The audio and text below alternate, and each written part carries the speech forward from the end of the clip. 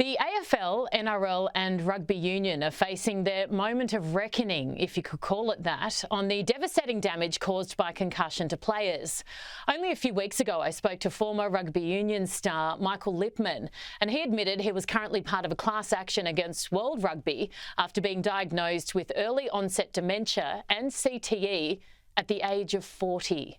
Now, this week, more than 60 AFL players, including men in just their 30s, are seeking compensation from the AFL for brain injuries allegedly caused by the game, and possibly even a second class action. Not all, though, feel the same way. Brisbane Lions legend Jonathan Brown has this take. I don't want to be a part of it. I don't have any issues at the moment. I don't have any issues I think of. I knew the dangers of the game. It's tough to comment on, right? It is tough to comment on, but I guess growing up, my uncles played AFL football, my dad played AFL football. I just wanted to be like my uncles and dad. If I was confronted with the same risks when I started my football career, I wouldn't change a thing. Now, as you'd expect, the NRL is getting even tougher on head knocks, introducing a mandatory 11-day stand down for players. But is it enough? And is it too little too late? Joining me now is former NRL player James Graham. He's an international, a legend of the game. Thank you so much for your time. First of all, this 11-day stand down rule, what's your reaction to that? Yeah, look, I think it's certainly a step in the right direction. More needs to be done, though. That's the important thing. The conversation and the culture around continuing on after a head knock is no longer seen as a badge of honour. But I think, the one thing in this, I think the message is the right one, but how it's delivered, I think that's so important. We need to bring the players along this journey or on this journey with us and help them understand why the game is implementing an 11-day, a minimum 11-day stand-down policy, and also to inform that this is the absolute minimum as well. You're not magically recovered. People recover differently, but it's important that the players get this information and understand why the game is trying to protect them from themselves fundamentally.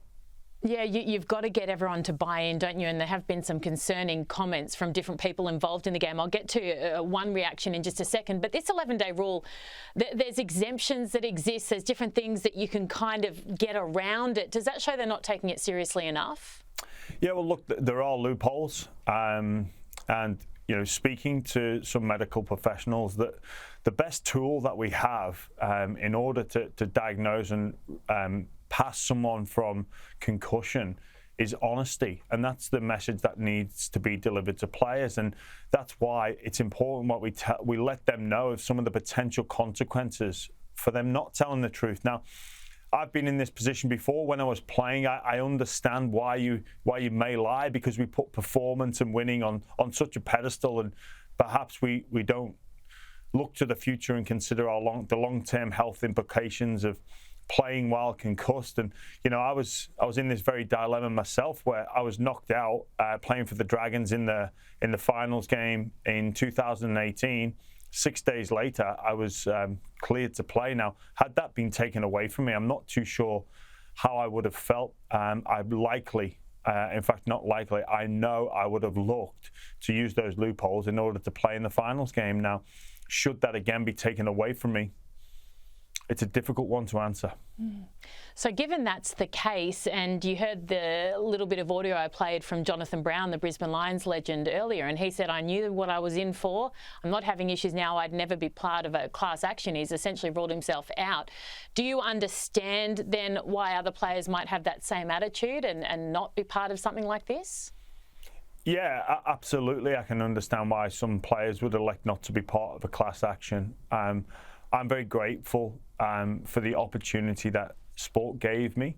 I don't take that lightly as well. I'm so fortunate to have the game of rugby league in my life. It shaped my identity growing up as a child. It gave me a fantastic life in my youth, and it looks like it will continue to give me opportunities moving forward. That said, it's funny when we talk about, what did we sign up for? I think I kind of knew. I knew some of the risks. I was attracted to some of those risks. And I guess what we need to know is, what did the governing bodies know at different points in history, and did they act upon those? Because even now with this minimum 11-day stand down with the loopholes that are there to be potentially exploited, the game's governing bodies will be held account in the future. They know this. They have that responsibility. That's why they're in their roles that they are. So it's important they act on the knowledge and the evidence that's available at this present time. Yeah, it's a really great point you make, and it doesn't mean you're not grateful for the opportunities or that you're not, in full awareness that you've had a privileged life and you were paid a lot of money, but that doesn't necessarily mean that you should be diagnosed with dementia early onset at 40. Would you rule out joining a class action, or you're not willing to do that?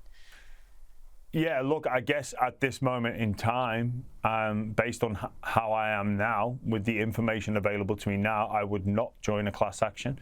And that said, into the future, if evidence was presented to me or information became available that I was mismanaged, and they knew then, the reality of a potential degenerative brain issue being directly linked to mismanagement of concussion, then that's something that I would look at in the future. But as it stands, I'm in a position where I would not join a class action. And it's interesting, like, what did we sign up for? I guess this is part of the education piece around concussion and bringing the players in at a young age to tell them about some of the potential consequences of not telling the truth and not being honest with things on concussion. So we need to bring the players and the coaches and all the stakeholders of the game on this journey with us to help educate, help change the culture, because I don't think anybody would sign up for a degenerative brain issue like dementia at 40 if it's directly linked to concussions.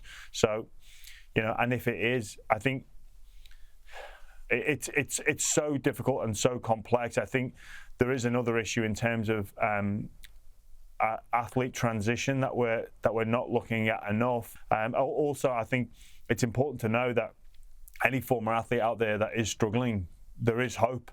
It doesn't need to be a struggle the whole time. We need to encourage the former athlete to get help and not hear the recurring theme of, I only saw a doctor because my partner nagged me, or it got to a point where it was too much, or we see an event in the press for a former player in different codes.